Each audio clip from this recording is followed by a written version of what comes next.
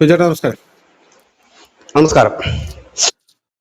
ഒരേ സമയം നമ്മുടെ രാജ്യം, അതായത് ഇന്ത്യ, രണ്ട് രാജ്യങ്ങൾക്ക്, ലോക രാജ്യങ്ങൾക്ക് കൊടുത്ത വമ്പൻ തിരിച്ചടിയുടെ റിപ്പോർട്ടുകളാണ് ഇപ്പോൾ പുറത്തു വന്നുകൊണ്ടിരിക്കുന്നത്.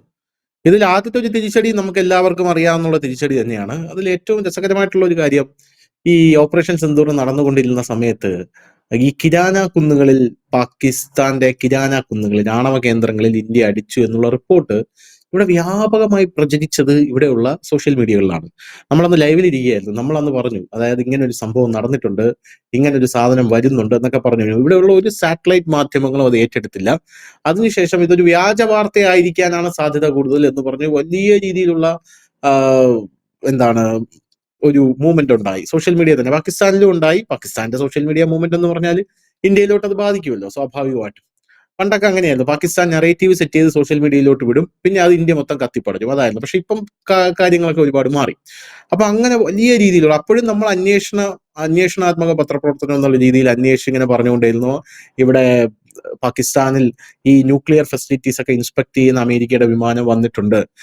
ഈജിപ്തിലെ ഭരണാധികാരി നമ്മുടെ ഫോറിൻ മിനിസ്റ്റർ ജയശങ്കറിനെ വിളിച്ചിട്ടുണ്ട്. പോരാത്തതിന് ആദ്യം ആ സമയത്ത് അത് നമ്മൾ കണക്ട് ചെയ്തത് ഈ ബോറിയം എന്ന് പറയുന്ന ഈ ഈജിപ്തിൽ ഏറ്റവും കൂടുതലുള്ള ന്യൂക്ലിയർ എമിഷൻ തടയാനുള്ള ഒരു മിനറൽ ഉണ്ട്, അതുകൊണ്ടായിരിക്കും ഈജിപ്തിലെ വിമാനം ഇങ്ങോട്ടേക്ക് പറക്കാൻ പോകുന്നത് എന്നൊക്കെ നമ്മൾ പറഞ്ഞിരുന്നു.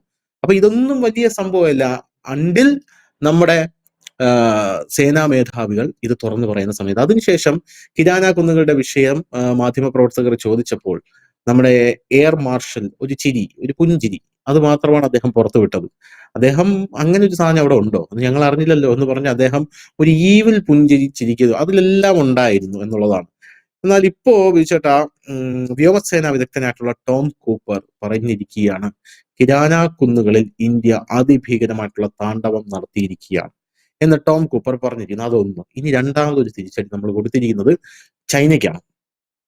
ചൈന എപ്പോഴും അതിർത്തി മാന്തുന്ന ഒരു രാജ്യമാണെന്ന് നമുക്കറിയാം. നമ്മളുമായിട്ട് ഇനിയിപ്പോൾ എത്ര സൗഹൃദത്തിലായിരുന്നാലും ചൈന നമ്മുടെ അതിർത്തി മാന്തും. എന്ന് പറഞ്ഞു, റഷ്യയുടെ പോലും അതിർത്തി മാന്താനായിട്ട് ചൈന മടി കാണിക്കുന്നില്ല. നമ്മുടെ അതിർത്തി ചൈന ഇങ്ങനെ മാന്തുന്ന കൂട്ടത്തിൽ ഈ അരുണാചൽ പ്രദേശിലെ നമ്മുടെ അതിർത്തി മാന്താനുള്ള ചൈനയുടെ ശ്രമം വലിയ രീതിയിൽ നമ്മുടെ സേന പരാജയപ്പെടുത്തിയെന്ന് കഴിഞ്ഞ ദിവസം chief lieutenant general Dinesh Singh റാണയും പറഞ്ഞിട്ടുണ്ട്. എന്താണ് ഈ പരാജയപ്പെടുത്തിയ ആ ഒരു ശ്രമം? ഈ ചൈന യഥാർത്ഥത്തിൽ നമ്മുടെ രാജ്യത്തിനകത്തേക്ക് കടന്നോ? ഈ സംഭവങ്ങൾ ഒന്നും തന്നെ നമ്മൾ അറിയുന്നില്ല. ഇപ്പൊ നരവേനയുടെ ആരോപണം ഇങ്ങനെയാണ് അങ്ങനെയാണെന്നൊക്കെ പറഞ്ഞ വലിയ പ്രതിപക്ഷ കോലാഹലങ്ങൾ ഇവിടെ ഉണ്ടായപ്പോൾ ഇത്തരത്തിലുള്ള പല കാര്യങ്ങളും ഇവിടെ മാധ്യമങ്ങൾ ഏറ്റെടുക്കുന്നുമില്ല. ആ കാര്യങ്ങളൊന്നും തന്നെ ചർച്ച ചെയ്യപ്പെടുന്നുമില്ല. എന്താണ് ഈ വിഷയത്തിൽ നമ്മുടെ രാജ്യം അങ്ങോട്ട് കൊടുത്ത തിരിച്ചടി, ചൈനയ്ക്ക് കൊടുത്ത തിരിച്ചടി? നമ്മുടെ സൈന്യം എന്നാൽ ലോകത്തിലെ ഇപ്പൊ IDF കണക്കുള്ള ഇസ്രായേലിന്റെ സൈന്യമൊക്കെ ആണെങ്കിൽ അവർ പ്രത്യേക വാർത്താക്കുറിപ്പുകളൊക്കെ പുറത്തിറക്കാറുണ്ട്. നമ്മുടെ സൈന്യം അങ്ങനെ പ്രത്യേകിച്ച് വാർത്താക്കുറിപ്പ് ഇറക്കുകയോ ഇല്ലെങ്കിൽ ഈ പറയുന്ന കണക്ക് പത്രസമ്മേളനം വിളിച്ചു കൂട്ടുക അങ്ങനെ ചെയ്യുന്ന ഒരു പതിവില്ല. ഇല്ലെങ്കിൽ അവിടെ നടക്കുന്ന ഓപ്പറേഷൻസുകളെ കുറിച്ച് ഡീറ്റെയിൽസുകൾ നമ്മുടെ സൈന്യം പറയാറുമില്ല. അമേരിക്കയിലൊക്കെ ആണെങ്കിൽ അവർ നടക്കുന്ന വലിയ ഓപ്പറേഷനുകളുടെ ഡീറ്റെയിൽസ് 15 വർഷം കഴിയുമ്പോൾ അവരത് പുറത്തു വിടുന്ന ഒരു പതിവുണ്ട്. ഇന്ത്യയിൽ ആ പതിവൊന്നുമില്ല, സാധാരണ പറയില്ല. ഇന്ന് ഈ ചൈനയുടെ സംഭവം തന്നെ അദ്ദേഹം കഴിഞ്ഞ ദിവസം നമ്മുടെ ഈ രാജ്യത്തൊരു AI-യുടെ ഇന്റർനാഷണൽ സമ്മേളനം നടക്കുന്നുണ്ട്, ഈ ആർട്ടിഫിഷ്യൽ ഇന്റലിജൻസിന്റെ. ആ സമ്മേളനത്തിൽ പങ്കെടുത്തുകൊണ്ടാണ് അദ്ദേഹം പറഞ്ഞത്, ഈ കുറച്ചു നാൾക്ക് മുമ്പെന്നാണ് അദ്ദേഹം പറഞ്ഞത്, കൃത്യമായ ഡേറ്റ് ഒന്നും അദ്ദേഹം പറഞ്ഞില്ല. അദ്ദേഹം പറഞ്ഞത് കുറച്ചു നാൾക്ക് മുമ്പ് അരുണാചൽ പ്രദേശിലുള്ള ഇന്ത്യയുടെ നിയന്ത്രണ രേഖ മറികടക്കാൻ, ഇന്ത്യയും ചൈനയും തമ്മിലുള്ള നിയന്ത്രണ രേഖ മറികടക്കാനായിട്ട് ചൈനീസ് സൈന്യം ശ്രമിച്ചു.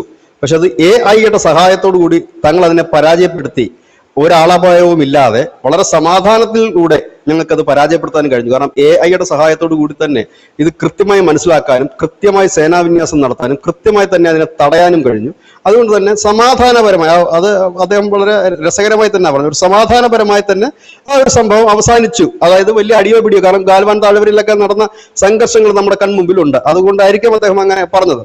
അത് ഒരു വാർത്ത. ഇന്നിപ്പോ അദ്ദേഹം പറഞ്ഞതുകൊണ്ട് മാത്രമാണ് അത് എല്ലാവരും അറിഞ്ഞത്, ഇങ്ങനെ ഒരു സംഭവം അവിടെ നടന്നു. അതിർത്തികളിൽ നടക്കുന്ന സാധാരണഗതിയിലുള്ള വലിയ വലിയ ഏറ്റുമുട്ടലാണെങ്കിൽ മാത്രമാണ് സൈന്യം ഒരുപക്ഷെ അതിനൊരു ക്ലാരിഫിക്കേഷൻ തരുന്നത്. ചെറിയ ഏറ്റുമുട്ടലോ ഇല്ലെങ്കിൽ ഇതിനൊക്കെയുള്ള ഈ അതിർത്തി നിയന്ത്രണ രേഖയിൽ ധനുഷ് നേരത്തെ പറഞ്ഞെങ്കിൽ ഈ അരുണാചൽ പ്രദേശിൽ ഇന്നും ഇന്നലെ തുടങ്ങിയ പണിയൊന്നും അല്ല ഈ അതിർത്തി മാന്തുക എന്നുള്ളത്. ചൈന അത് സ്ഥിരമായി ഇടയ്ക്കിടയ്ക്ക് ചെയ്യുന്നതാണ്. അതിപ്പോ കൂട്ടുണ്ടെങ്കിലും കൂട്ടില്ലെങ്കിലും എങ്ങനെയുള്ള ബന്ധമാണെങ്കിലും അവരത് ചെയ്യും. അത് അവരുടെ ഒരു തനത് സ്വഭാവമാണത്. അപ്പം അതിന് ഇട്ടു എന്നുള്ളതാണ് ഒരു പ്രധാനപ്പെട്ട വാർത്ത. ഒപ്പം തന്നെ കിരാനക്കുന്ന്, എനിക്ക് തോന്നുന്നു നമ്മുടെ ചാനലില് ഈ ഓപ്പറേഷൻ സിന്ദൂർ സമയം തൊട്ട് ഇതുവരെ കിരാനക്കുന്നുകളെ കുറിച്ച് മാത്രം അനവധി ചർച്ചകൾ, വാർത്തകൾ ഒക്കെ നൽകിയിട്ടുണ്ട്. ഇപ്പോൾ ആ സമയത്ത് തന്നെ ഈ സോഷ്യൽ മീഡിയയിൽ ഒക്കെ ഈ കിരാനക്കുന്നുകളിൽ മിസൈൽ വന്ന് പതിക്കുന്നതിന്റെ വിഷ്വൽസ് എല്ലാവരും കണ്ടതാണ്, നമ്മുടെ പ്രേക്ഷകരും കണ്ടിട്ടുണ്ടാകും. അതിനകത്ത് തന്നെ പ്രാദേശികവാസികൾ പറയുന്നുണ്ട്, ദൈവമേ കിരാനയുടെ ഇതിലാണല്ലോ വന്ന് അടിച്ചത് എന്ന് പ്രാദേശികവാസികൾ ഈ വീഡിയോ പിടിക്കുമ്പോൾ പറയുന്നുണ്ട്. കാരണം ബ്ലോഗർമാരൊന്നും അല്ലല്ലോ, അവിടെ താമസിക്കുന്ന നാട്ടുകാരാണ്. അവർ കയ്യിലുള്ള മൊബൈൽ വെച്ച് ഷൂട്ട് ചെയ്യുന്നു എന്ന് മാത്രമേ ഉള്ളൂ. അത് പറയുന്നുണ്ട്. ആ വിഷ്വൽ അന്നേ വന്നതാണ്. അതിനുശേഷം നമ്മുടെ സൈന്യം അന്നും ഇന്നും അതിനെ സ്ഥിരീകരിച്ചിട്ടില്ല. നമ്മൾ പറയുന്നത് നമ്മൾ സമാധാനത്തിന്റെ വക്താക്കളാണ്, നമ്മൾ അത്തരത്തിലുള്ളൊന്നും ചെയ്തിട്ടില്ല എന്നുള്ളത്. പക്ഷെ അവിടെ ശ്രദ്ധിക്കേണ്ട ഒരു കാര്യമുണ്ട്. ഇദ്ദേഹം ഈ ടോം കൂപ്പർ പറയുന്നത് മെയ് 10-നായിരുന്നു ഈ സംഭവം നടന്നത്. മെയ് 10-ന് കിരാനക്കുന്നിലുള്ള 2 ഭൂഗർഭ ആണവ നിലയങ്ങളുടെ കവാടം ഇന്ത്യ അടിച്ചു കളഞ്ഞു. അതിനു മുമ്പ് ഇന്ത്യ ചെയ്തത് മെയ് 9-ന് ചെയ്തത് അവരുടെ കംപ്ലീറ്റ് റഡാർ സിസ്റ്റവും തകർത്തു.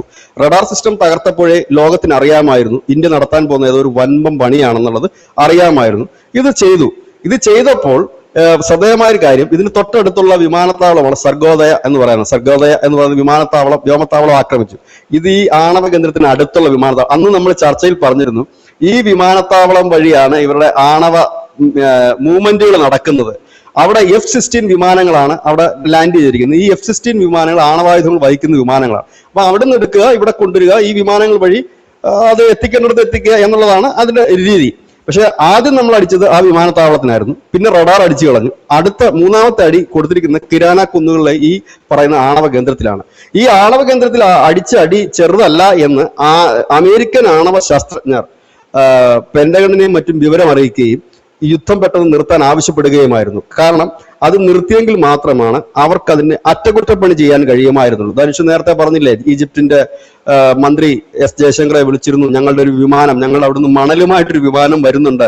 കാരണം അത് അവിടെ അറ്റാക്കുകൾ നടക്കാതിരിക്കാൻ വേണ്ടിയിട്ടാണ് അത് പറഞ്ഞത്. അത് ഫ്ലൈ ചെയ്യുമ്പോൾ ഈ അതിർത്തിയിൽ ഓപ്പറേഷൻ സിന്ദൂറിന്റെ വല്ല മിസൈൽ അറ്റാക്കുകൾ നടക്കാതിരിക്കാൻ വേണ്ടിയിട്ടാണ് പറഞ്ഞത് ഞങ്ങളുടെ വിമാനം. കാരണം പൊടുന്നനെ ഈ ആണവ, നമുക്കറിയാം ഈ ആണവ ആയുധം കൊണ്ടിടുന്നതിനേക്കാളും ഭീകരമാണ് ആണവ കേന്ദ്രങ്ങൾക്ക് കംപ്ലൈന്റ് പറ്റിക്കഴിഞ്ഞാൽ. അത് വ്യാപിച്ചു കഴിഞ്ഞാൽ അത് പലയിടത്ത്, ഇപ്പൊ ഇന്ത്യക്ക് മാത്രമല്ല ദോഷം, പാകിസ്ഥാൻ ദോഷം വരും. ചിലപ്പോൾ അതിന്റെ കാറ്റിന്റെ ഗതി അനുസരിച്ച് മറ്റു പല രാജ്യങ്ങൾക്കും ഒക്കെ വരാം. അത് തന്നെയല്ല, അതിന്റെയൊക്കെ ഒരു പരിണത ഫലം നൂറ്റാണ്ടുകളോളം നിൽക്കുന്നതാണ്.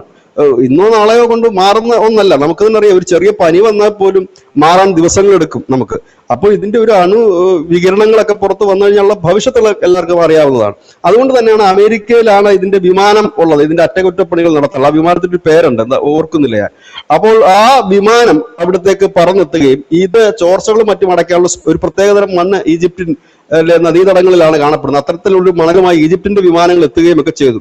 കാരണം എന്തുകൊണ്ടാണ് ഇപ്പോൾ ഈ ഓപ്പറേഷൻ സിന്ദൂർ നിർത്താൻ പാകിസ്ഥാൻ തന്നെ നേരിട്ട് ആവശ്യപ്പെട്ടത് ഇപ്പോൾ എല്ലാവർക്കും ക്ലിയർ ആയിട്ടുണ്ടാകും. അല്ലാതെ ട്രംപ് പറഞ്ഞിട്ടല്ല. അതായത് ട്രംപ് കാത്തു സൂക്ഷിച്ചിരുന്ന, അല്ലെങ്കിൽ ട്രംപ് പിന്തുണ കൊടുത്തിരുന്ന കിരാനക്കുന്നിൽ അടിച്ചു കഴിയുമ്പോൾ അവിടെ ഉണ്ടാകുന്ന പ്രത്യാഘാതം അത് അമേരിക്കയ്ക്ക് ഒരു തരത്തിൽ നാണക്കേട് മാത്രമല്ല സംഭവിക്കുന്നത്, അത് ലോകത്തിന് തന്നെ നാശകരമായി തന്നെ വരും. അതുകൊണ്ട് തന്നെ അവരുടെ വിമാനങ്ങളും മറ്റും ഇറങ്ങി ഇത് പെട്ടെന്ന് ഇതിന്റെ അറ്റകുറ്റപ്പണികൾ ചെയ്യുന്നതിന് വേണ്ടിയിട്ടാണ് പാകിസ്ഥാൻ ഇത് പെട്ടെന്ന് നിർത്തണം എന്ന് പറഞ്ഞത്. അതുകൊണ്ട് തന്നെയാണ് നമ്മൾ പറഞ്ഞത് നിർത്തുകയല്ല ചെയ്തത്, താൽക്കാലികമായ ഒരു വിരാമമാണ് എന്നാണ്. നമ്മുടെ രാജ്യത്തിന് ഒരിക്കലും പറയാൻ കഴിയില്ല അവിടെ അവന്മാർ ആണവ കേന്ദ്രം അടിച്ചിട്ടുണ്ട്, അത് ലീക്കായിട്ടുണ്ട്, അത് അടയ്ക്കുന്നത് വരെ നമ്മൾ ഇച്ചിരി നേരം ഒന്ന് അടങ്ങിയിരിക്കുകയാണ്, ഒരു റെസ്റ്റ് കൊടുക്കുകയാണ് എന്ന് പറയാൻ കഴിയില്ലല്ലോ. അതുകൊണ്ടാണ് നമ്മുടെ രാജ്യം എപ്പോഴും പറയുന്നത് ഓപ്പറേഷൻ സിന്ദൂർ നിർത്തിവെച്ചിട്ടില്ല, തുടരും. ഇപ്പോൾ ഒരു ചെറിയ താൽക്കാലികമായ ഒരു ബ്രേക്കാണ് നൽകിയിരിക്കുന്നത് എന്ന് പറയാനുള്ള കാരണം ഇതാണ്. ഇത് അതിനുശേഷം ആ കിരാനക്കുന്നിൽ അടിച്ച മെയ് 10-നും 11-നും ശേഷം നമ്മുടെ മാധ്യമങ്ങൾ ഗൂഗിളിൽ അവൈലബിൾ ആണ്, നമ്മുടെ ചാനൽ ഉൾപ്പെടെ എല്ലാ മാധ്യമങ്ങളും നോക്കിക്കോളൂ. പാകിസ്ഥാനിൽ തുടർ ചലനങ്ങൾ ഉണ്ടായി, ഭൂചലനങ്ങൾ 4.5 റിക്ടർ സ്കെയിലിൽ അടയാളപ്പെടുത്തുന്ന ചലനങ്ങൾ. അതിനെക്കുറിച്ച് അന്ന് വിദഗ്ധർ പറഞ്ഞിരുന്നത് ഭൂചലനങ്ങൾ ഉണ്ടാകാം, സ്വാഭാവികം മാത്രമാണ്. പക്ഷെ ഒരേ അളവിലുള്ള ഭൂചലനങ്ങൾ ഉണ്ടാകണമെങ്കിൽ ഭൂമിക്കടിയിൽ ഇതേപോലെയുള്ള ആണവ കേന്ദ്രങ്ങളുടെ ഇത് കംപ്ലൈന്റുകൾ പറ്റുമ്പോഴാണ് ഇത്തരത്തിലുള്ള ഭൂചലനങ്ങൾ, തുടർചലനങ്ങൾ ഒരേ റിക്ടർ സ്കെയിലിൽ ഒരേ അളവ് തന്നെ കാണിക്കുന്നത്. 4.5 4.7 അതേ രീതിയിലായിരുന്നു ആ ഭാഗത്തൊക്കെ. അന്നേരം ഇവിടെയുള്ള ചില മോദി വിരുദ്ധ മാധ്യമങ്ങൾ പറഞ്ഞത് പാകിസ്ഥാൻ ആണവ ബോംബ് പരീക്ഷിക്കുന്നതാണ് ഈ തുടർചലനം എന്നാണ് പറഞ്ഞത്. കുഴപ്പമില്ല, അങ്ങനെ പറയുന്നുണ്ട്. അതുകൊണ്ടാണ് ഇത് വരുന്നത് എന്ന് പറയുകയുണ്ടായി.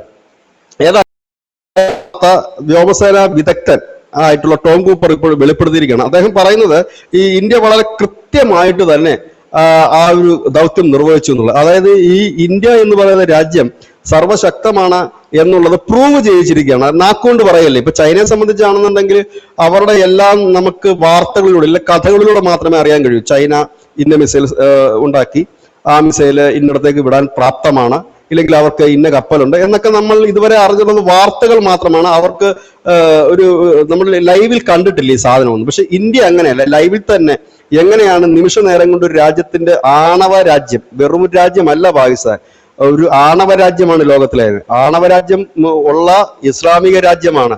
ആ ആണവ രാജ്യത്തിന്റെ ആണവ നിലയം തന്നെ അടിക്കുക എന്ന് പറഞ്ഞു കഴിഞ്ഞാൽ, അത് ചുരുങ്ങിയ സമയത്തിനുള്ളിൽ തകർക്കുക എന്ന് പറഞ്ഞാൽ ചെറിയ കാര്യമല്ല. അവിടെയാണ് ഇന്ത്യയുടെ കരുത്ത്, ഇന്ത്യയുടെ ആയുധങ്ങളുടെ കരുത്തുമൊക്കെ ലോകം അറിഞ്ഞത്. ഇപ്പോൾ ഇതാ ചൈനയുടെ അതിർത്തി മാന്താൻ വന്ന ചൈനയെ ഞങ്ങൾ AI ഉപയോഗിച്ച് തടഞ്ഞു എന്ന് നമ്മളുടെ ജനറൽ തന്നെ, ലഫ്റ്റനന്റ് ജനറൽ തന്നെ പറയുമ്പോൾ വളരെ അഭിമാനം തോന്നുന്ന ഒരു കാര്യമാണ്. അപ്പോൾ നമ്മുടെ രാജ്യം എത്ര ശക്തമാണ് എന്ന് നമുക്ക് ചിന്തിക്കാവുന്നതാണ്. നമുക്കറിയാം, ഈ ചൈന അരുണാചൽ പ്രദേശിന്റെ അതിർത്തി മാന്തുന്ന പുതിയ സംഭവമൊന്നുമല്ല. സ്വാതന്ത്ര്യം കിട്ടിയിട്ട് ഇന്ന് വരെ മാന്താത്തൊരു ദിവസവും ഇല്ല. അങ്ങനെയാണ് അവരുടെ രീതി. അതുകൊണ്ടാണ് ഈ രാഹുൽ ഗാന്ധി ഇടയ്ക്ക് പറഞ്ഞു ഇത്ര സ്ഥലം കൊടുത്തില്ല. അപ്പൊ ചോദിച്ചു, നിന്റെ അച്ഛനല്ലേ കൊടുത്ത്, നിന്റെ അപ്പൂപ്പനല്ലേ കൊടുത്ത്, അമ്മൂമ്മയല്ലേ കൊടുത്തെന്നൊക്കെ കിരൺ റിജ്ജു വാരി വലിച്ചിട്ട് അടിക്കുന്നുണ്ടായിരുന്നു.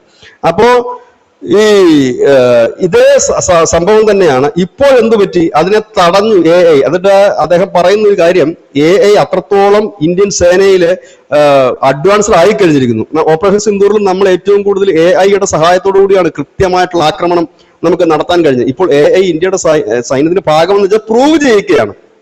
അദ്ദേഹം അത് പറഞ്ഞത്, ആ ഒരു സമ്മേളനത്തിൽ അദ്ദേഹം പറഞ്ഞത് എന്താ വെച്ചാൽ, നമ്മുടെ AI വെച്ച് നമ്മൾ തടഞ്ഞു, അത് ഒരു ഉറപ്പിക്കുകയാണ്. അതിനോട് കൂടി തന്നെയാണ് പ്രധാനമന്ത്രി നരേന്ദ്രമോദി പറഞ്ഞത് 2030 ആകുമ്പോഴേക്കും $400 ട്രില്യൺ AI ബിസിനസ് ആയിരിക്കും ഇന്ത്യയിൽ നടക്കാൻ പോകുന്നത്. ഇന്ത്യ ഒരു AI-യുടെ ഹബ്ബാകുന്നു. ഈ AI എന്നൊക്കെ പറഞ്ഞിട്ട് ഈ സൈന്യത്തിൽ AI ഉണ്ടെന്ന് എല്ലാവരും പറയുന്നുണ്ട്, എല്ലാ രാജ്യങ്ങളും പറയുന്നുണ്ട്, അതിനാരും നിഷേധിക്കുന്നു. പക്ഷെ ഇന്ത്യയുടെ അങ്ങനെയല്ല. AI ടെക്നോളജി ഉപയോഗിച്ച് ലോകത്തിനെ ബോധ്യപ്പെടുത്തി കൊടുത്തതാണ്. നമ്മുടെ ഇരിക്കുന്ന ആയുധങ്ങളിൽ വെച്ചിട്ട് ഞങ്ങൾ എങ്ങനെയാണ് പണി നടത്തുന്നത്. ഇത് തദ്ദേശീയമായി നിർമ്മിച്ച AI ആണ് ചെയ്ത്, പുറത്തുനിന്നില്ല. അത് എടുത്തു പറയുന്നുണ്ട് അദ്ദേഹം. തദ്ദേശീയമായി നിർമ്മിച്ച AI വെച്ചിട്ടാണ് ഇതിനെ ഇവരെ കൃത്യമായി തന്നെ കണ്ടെത്താനും സൈനികരെ അവിടെ അണിനിരത്താനും ഇവരെ തടയാനും കഴിഞ്ഞത്. അപ്പം നമ്മുടെ കയ്യിലിരിക്കുന്ന AI പ്രൂവ് ചെയ്യപ്പെടുകയാണ്. ഇതെന്തിനാണ് ഇങ്ങനെ പറയുന്നതെന്ന് ചോദിച്ചു കഴിഞ്ഞാൽ, ഇത് ലോകത്തിന് നമ്മൾ അഡ്രസ് ചെയ്യുകയാണ്. നമ്മുടെ കയ്യിൽ പ്രവർത്തിച്ച് തെളിയിച്ച ഉപകരണങ്ങളുണ്ട്. അത് ബ്രഹ്മോസ് ആയാലും ഈ AI ടെക്നോളജി ആയാലും ഒക്കെ ഞങ്ങൾ വർക്ക് ചെയ്തിട്ട് എക്സ്പീരിയൻസ് ഞങ്ങൾക്ക് ഉണ്ട്.